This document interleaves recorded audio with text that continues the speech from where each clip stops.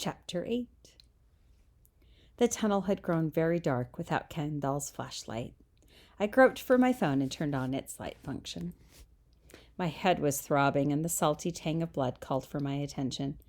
I'd bitten my tongue when I'd collided with whatever that was. It had felt like running into a wall. Some sort of commotion was starting on the street above, and weirdly, the sirens that I had assumed was my backup had faded. Had Gadsden just sent Aurelius then? I could hear voices raised in anger or protest, and more than one car horn honked, but no one sounded terrified, so I decided they could wait for a minute. I held up my phone with its light reflecting off the surface of something that had not existed 30 seconds ago. Something that, as I pushed to my feet to explore its parameters, blocked the entire tunnel. Had Goldfish Guy had a second magic ability I hadn't noticed? It wasn't impossible if one of his parents or grandparents was supernatural.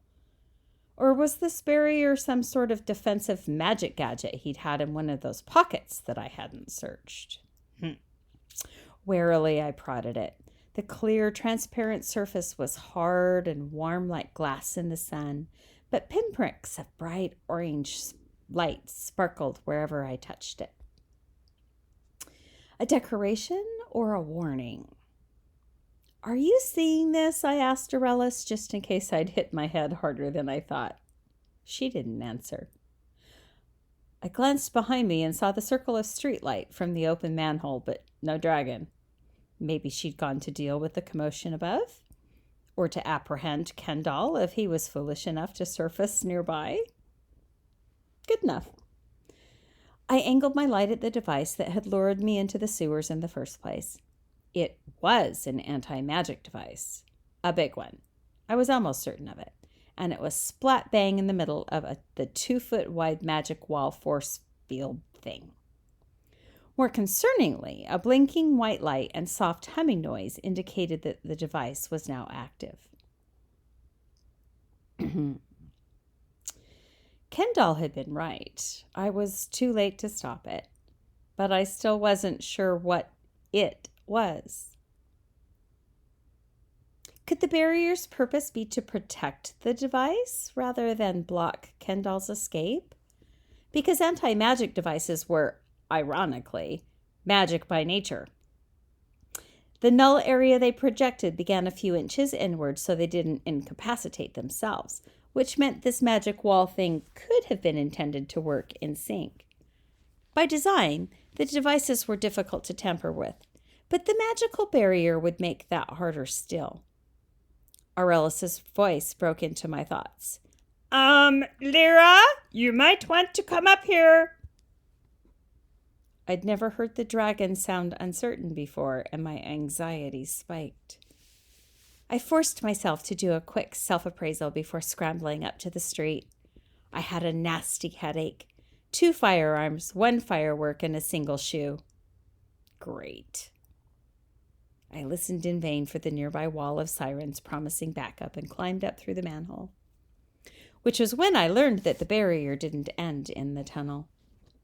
The 2-foot-deep transparent wall extended as far as I could see to the east and west, soaring upward and curving in on itself like the world's largest dome. From the outside, it was barely visible in the moon and streetlight, but evidence of the chaos it had caused was all around. The force field had gone straight through buildings, palm trees, and even roads, causing who knows what level of structural damage. None, because magic? Or would everything need to be rebuilt from the sewers up? At least I couldn't see any people trapped inside. A car traveling east along Smoke Ranch Road had smashed into it with enough force to crumple the hood. I dimly recalled the screech of metal at about the same time I had run into the wall. But in the pain and confusion, my mind had just lumped it together with all of the other things that didn't make sense.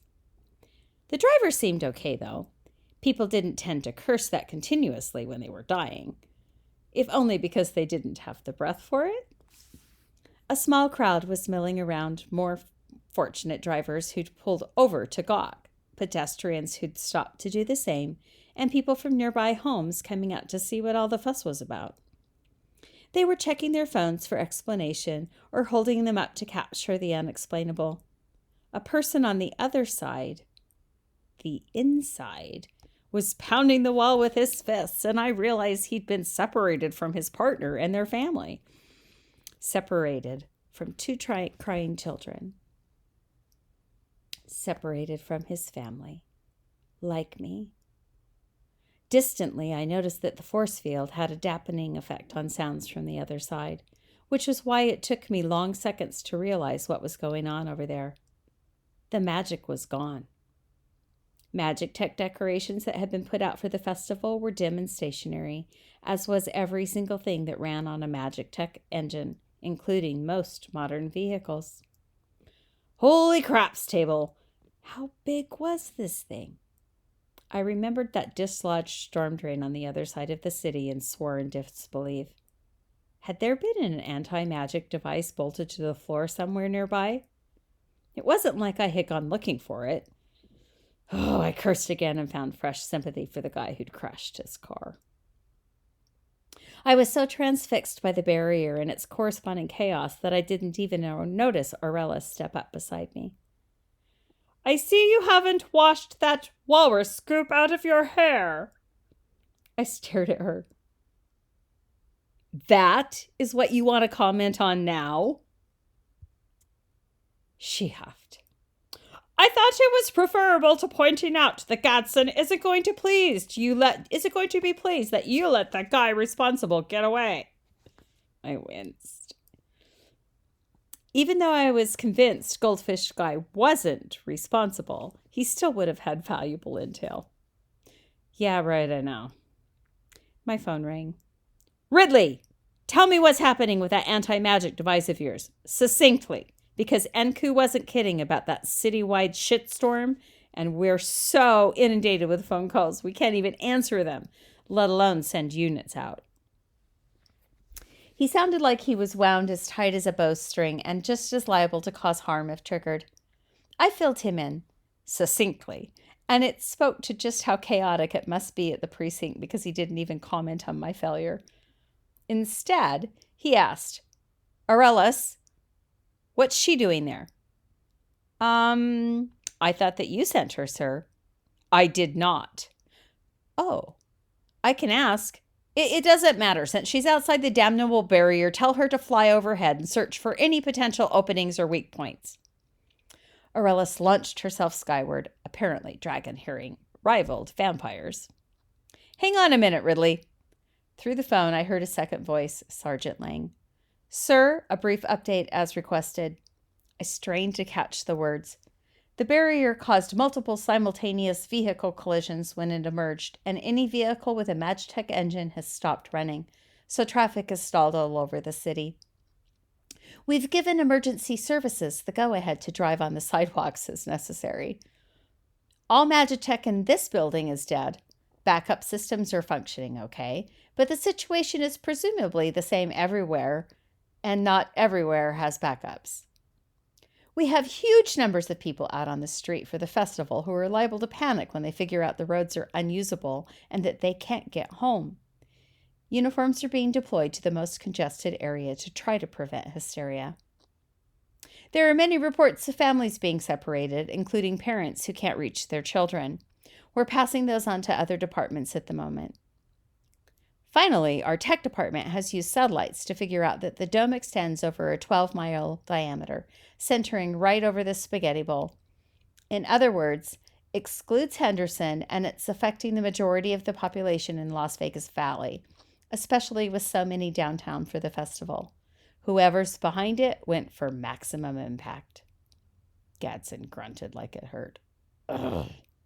Thank you, Sergeant. Dismissed. I assumed Lang departed then, so when the captain didn't say anything after a few seconds, I offered, Sir, given the force field is magic in nature, the person responsible has to be on my side of the barrier. What do you want me to do? Do? Did I or did I not suspend you 3 hours ago? Go home and get some rest.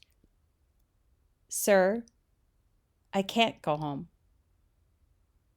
Oh, He growled low in his throat in a way that confirmed my suspicion that he wasn't 100% human. You're still suspended, Ridley. Stand down and let the rest of us do our jobs. I'm starting to feel anxious and curious. What's going on? I guess we'll find out more in Chapter 9.